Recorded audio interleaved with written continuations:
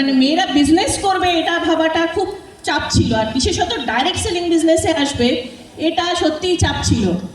তো আমাদের এই ইউনিটগুলো প্রত্যেকটা টিমের মহিলারা দেখিয়ে দিয়েছে যে ভারতবর্ষে মহিলারা শুধু ভারতবর্ষের প্রধানমন্ত্রীই হননি, মহিলারা ডাইরেক্ট সেলিং বিজনেসেও টপে যেতে পারেন।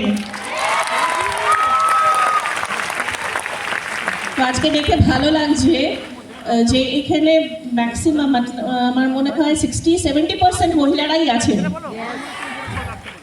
এবং আমাদের ইসরোনের প্রথম যিনি আইটিসি তিনিও একজন মহিলা, রিনা রানী ম্যাডাম, উনি এসেছেন আপনাদের সামনে।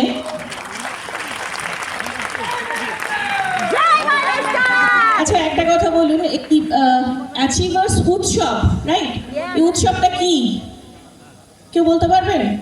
কিসের উৎসব? মানে কোনো কিছুর উৎসব? উৎসব মানে মন ভালো হওয়া, উৎসব মানে আনন্দ, তাই তো? আনন্দ তো। এটার সাথে সাথে আরেকটা জিনিস হয়েছে মাঝে, জানেন কি সেটা? ম্যানেজমেন্ট থেকে থাইল্যান্ডে নিয়ে যাওয়ার একটা ঘোষণা হয়েছিল, রাইট? তার জন্য এখানে বেশ কিছু মানুষ আছেন যারা থাইল্যান্ড অ্যাচিভ করেছেন। তারা কারা একটু আসবেন স্টেজে প্লিজ? থাইল্যান্ড অ্যাচিভার, একটু ওনাদের জন্য হাততালি দিন। এই মানুষগুলোকে দেখে রাখুন, এরা সত্যি প্রকৃত উৎসব পালন করতে এসছেন, ঠিক আছে? এই মানুষরা যদি পারে আপনারাও পারবেন, আজ না হোক কাল, তাই তো? সময় আছে এখনো, আর এই সময়টাকে যদি আপনারা কাজে লাগান তাহলে এরকম অনেক অ্যাচিভমেন্ট আপনাদের ঝুলিতে আসবে। শুধু র্যাঙ্ক নয়, আরও অনেক অ্যাচিভমেন্ট যেগুলো ম্যানেজমেন্ট দিয়ে থাকে। ম্যানেজমেন্ট কী দেয়?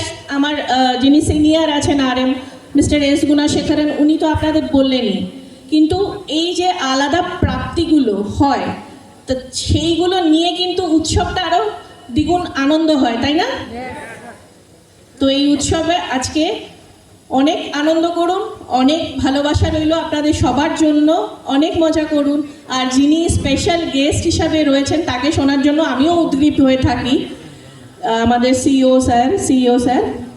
তো আর কিছু মানে এখন অনেক সময় কম, তাড়াতাড়ি আমাদের যেতে হবে, আর অনেক কিছু শুনতে হবে, জানতে হবে, আর উৎসবে অনেক আনন্দ করতে হবে, রাইট?